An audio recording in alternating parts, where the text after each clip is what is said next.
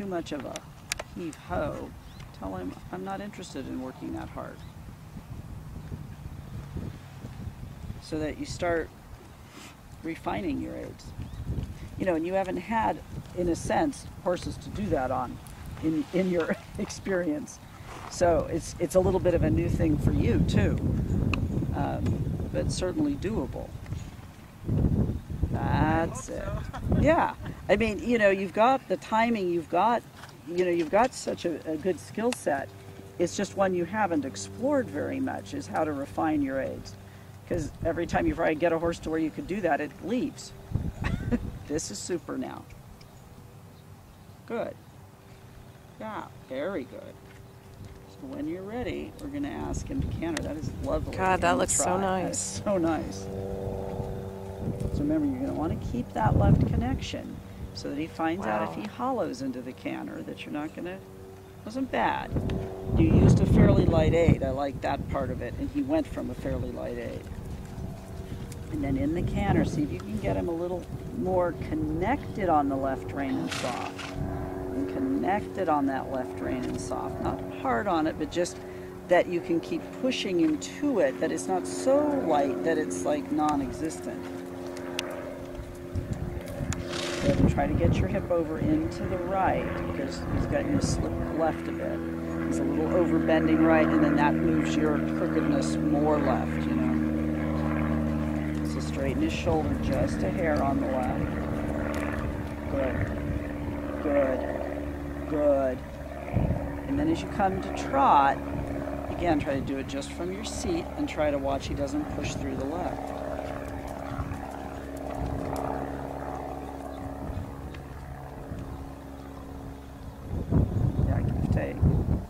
Good save.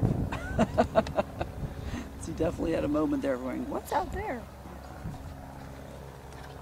Good.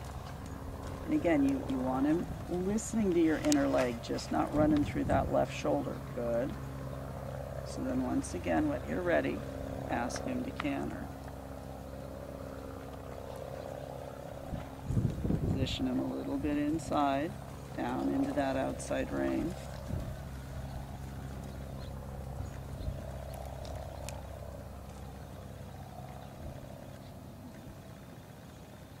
Good for you. Good, and then use that inner leg again to get him up to that outside rein, but not through the outer shoulder. And bend him a little right, even though I don't want you to pull down on the right. Doesn't mean you can't have a connection there, once he's done sneezing, to get him a little bit looking right. It's hard to do this. Good. And then give again in the down. Super. Give when he's... That's it. Give there. Super. Give there. Yeah. Very good. And come on back to a trot. Light aid. Not too much hand. Yes. So that really flowed forward. Did you feel that? Yeah. Really nice. Because you really trusted he was going to listen to your seat. You waited. And that's what you have to do, especially with a greener horse. You have to wait, you know. You say, I'm not cantering anymore. Are you listening? Good. That was super.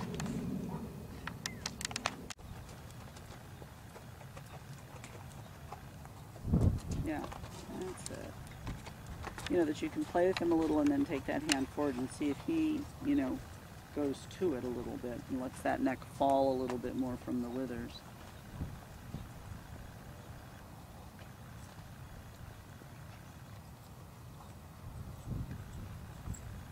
That's better.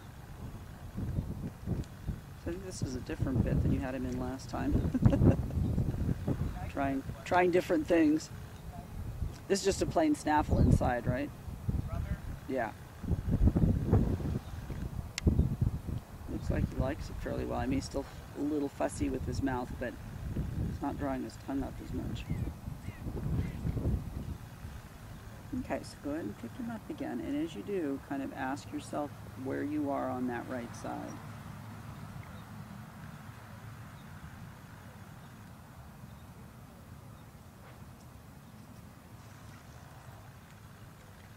And again, think of the forward back in your arm as you walk.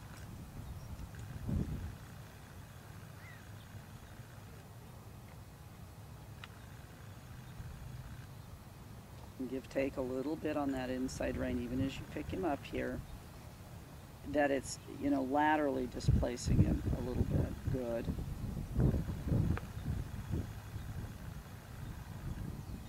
And then when you're ready to ask him to trot, you know, you have to connect him a little bit more. And again, see if you can get a sense that he doesn't kind of push back and give you that little hopping step. So you might help him by making the walk a little smaller so that his balance is good and that he can just step to the trot without it being a balance issue for him. Yeah, walk, and let's try it again. It wasn't bad, but I think it can be better.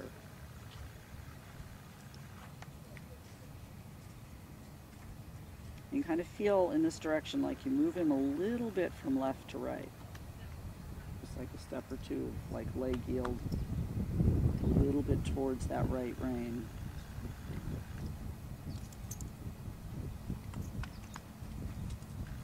Better, but again, I'd like your right rein to be just a shade longer. You know, I want your right hand is in a good place. It's forward, but the rein is just so shorty. Bunches up against it instead of stretching out to it. Trust that your left leg's going to move him there and that he's going to listen to your left leg. And try to keep asking him to stay down there into that right rein. Yeah, good. So that's where you want him for the transition and in the strides right after. Walk and do that again. So let me ask you, is he that sucked back that you're using that strong an aid, or do you just think you have to? Okay, so if you have to use that strong an aid, maybe do some walk halt or correct him for that, because you don't want to have to use that strong an aid because you're always going to get that response with that strong of an aid. So, you know, you need to in a sense, make him more sensitive so you use less aid. That you up the ante in that way. You say, I'm not going to use so much aid. I expect you to trot when I just, you know, barely close my calf. You need to go. Yeah. And see, he doesn't need probably as much as you think he does, and you probably need to make him more sensitive. You know, it's probably both. But you don't make him more sensitive if you keep using a stronger aid. So it kind of works both ways.